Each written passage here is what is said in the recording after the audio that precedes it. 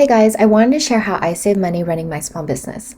Starting a small business can be really intimidating because of all the investments, but there are some ways that you can save money along the way. The main way that I like to save money is by making my own thank you cards and backing cards. This is a great way not only to save money, but also allows you flexibility in your branding. For example, when I first started, my logo and branding looked very different than it does now today. I'm glad I opted in for the DIY version because I didn't feel stuck keeping it as is just because I spent money on outsourcing it.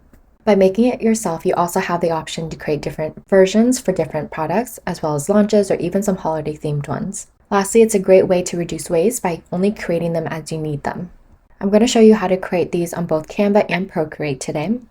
Canva is a free website and a really good resource. You do have the option to upgrade for a premium account, which unlocks more templates and graphics, but I'm able to find everything I need in the free version.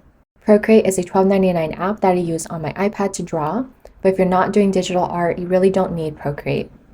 So currently I make my thank you cards 5.5 by 4.25. I used to make my thank you cards 5 by 7 because I did like the bigger size.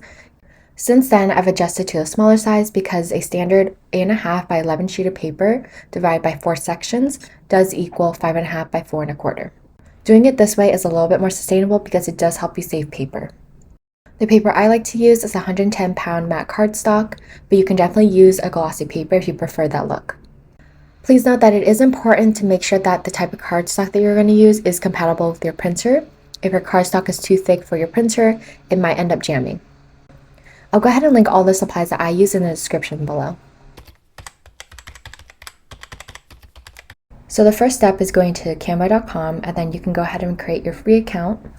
When you're ready to create your design, I'm going to click this button here that says Create a Design. Canva does give a lot of suggested options for different projects like YouTube thumbnail, Instagram posts, etc. So they have a lot of options here, which is super helpful. But for today's project, we're going to click the custom size button down here.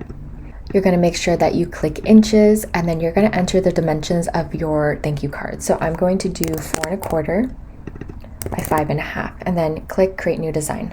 Up at the top, you can go ahead and label your canvas. That way, when you export it later, you have your title so you know exactly what you exported. If you have no idea how you want to start your design, you can go ahead and click the search bar here and type in thank you cards.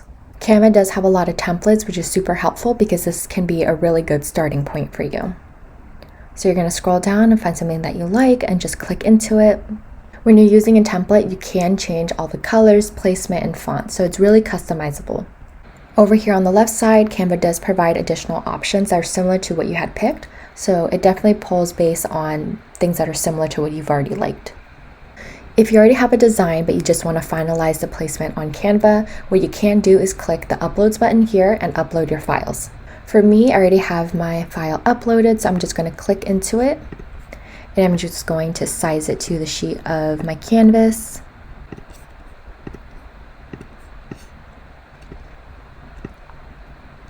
So for me, I have my front page as well as my back page already created. So once you're happy with your design, you're going to click Share, Download, and you're going to export it as a PNG file. Once you have exported your design, you're going to go back to the front page of Canva and create another canvas. This time you're going to create it as the size of your sheet of cardstock. So for me, I'm going to do 8.5 by 11. Now you're going to click Uploads and you're going to upload the files that you had just downloaded. Once you've uploaded your design, you're going to go ahead and drag it onto your canvas. And if you click into your design, you get this little purple box around it. If you click the corner and try to resize it, a little box pops up to show you the dimensions of your design.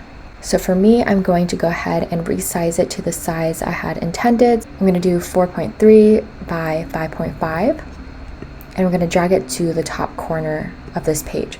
If you're following the size that I'm using, it's going to fit directly into each of the corners. So I'm just going to copy and paste and then align it accordingly. If you're just doing the front of your card, you can go ahead and stop here. But for me, I'm going to add a page and I'm going to repeat the steps for the back of my card. So here I'm just going to repeat the steps. The nice thing about using this size too is that because it fits perfectly in each 4 quadrants of your sheet of paper, you get these purple lines to perfectly line everything up. By By using this size, it also eliminates the guesswork and then room for error when you're trying to line up the front and back of your cards when printing. But if you are going to use different dimensions, there is an easy way here in Canva where you can line things up still. So I'm going to do add a page. So for this example, I'm going to do 5 by 6.5. So it doesn't fit in the 4 corners, but what you can do is just rotate it to fit as many cards you can on one sheet of paper. So now that I have that lined up, I'm basically going to click this little button here that says duplicate page, and I'm going to drag and drop the back side of my card. Once you have the back dragged onto your template, what you're going to do is just line everything up accordingly. So you want to make sure that your back side of your card is going to cover the front portion. So essentially you're just using this as a template for the back, and I'm going to zoom in here and just make sure that I have everything lined up perfectly. So once everything is all lined up, you're going to click share, download, and you're going to export it as a PDF print file. When it comes to my backing cards, I have 2 different types. I like to use a 5 by 7 for my sticker sheets, and then I like to use a 3 by 3 for my die cut stickers. It really is the exact same process. What you're going to do is design the backing card to your liking. I'm going to size this one to 3 by 3. And for this one, since it is smaller, you can duplicate it and really have about 6 of these on here. I'm going to try to line these up as much as possible just so that way it is easier for me when I'm cutting it out. So same thing here. Once you have everything lined up, you're going to go ahead and click share, download, and export it as a PDF print. So now let's get into how to create this in Procreate. What you're going to do is open Procreate and click this little plus button at the top. You're going to create new canvas, and you're going to make sure that you click inches. I'm going to do 3 by 3 as my example. And by creating the canvas that you want to create your artwork on, you're able to copy your canvas and paste it onto a larger canvas that is the size of your paper, similar to the way that we've done it on Canva. Once you have your design all figured out, you're going to click this little tool at the top, copy canvas, and go to gallery. You're going to click the plus button again and create a canvas the size of your paper. Now that you have the canvas size of what your paper is going to be, you're going to click this tool button here and click paste. The really nice thing about pasting and copying from a canvas is that it does keep its original size. So now you can go ahead and just organize it on your sheet of paper the way that you want it to print out. An easy way to do this is also to click your layers button and just slide over to duplicate. If you want to make sure that you're lining up everything properly, you can use the snapping tool and turn on snapping and magnetics. And by using this tool, it does help you create little guidelines so that way you're lining up each of your squares evenly, and this will help you when you're printing and cutting it out. Once you have everything all lined up, like I do, this is the most I can fit on one sheet of paper, you're going to want to print it out, and you can print it directly from Procreate. For me, when I'm printing, I have the Canon app installed, so I'm going to click that option. You're going to click print settings and just make sure that your settings are correct. So for me, I need to change my paper size to letter. I'm going to change my media type to cardstock, and I'm going to make sure it says borderless. And then all you have to do is print. So now that I have everything printed out, I'm just going to go ahead and cut them. I personally like using a paper cutter because it does save me time.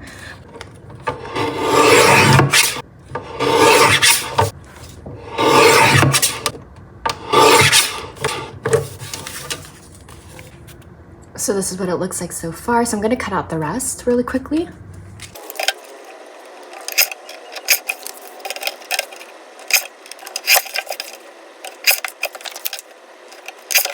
So this is what it looks like all cut out. So now the next step for me, which is completely optional, is rounding out the corners. And I have this corner rounder here.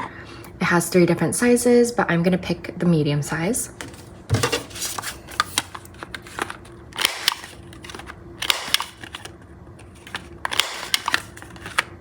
So this is what it looks like with all the corners rounded out. I honestly think it looks really nice, and it is a nice feature to have. Again, it is completely optional, but I do think it's worth my time at least to round out the corners manually. So there you have it. That is my tutorial on how I personally make my thank you cards and backing cards. I really hope you guys found this video helpful. If you have any questions, feel free to leave them below. Bye for now.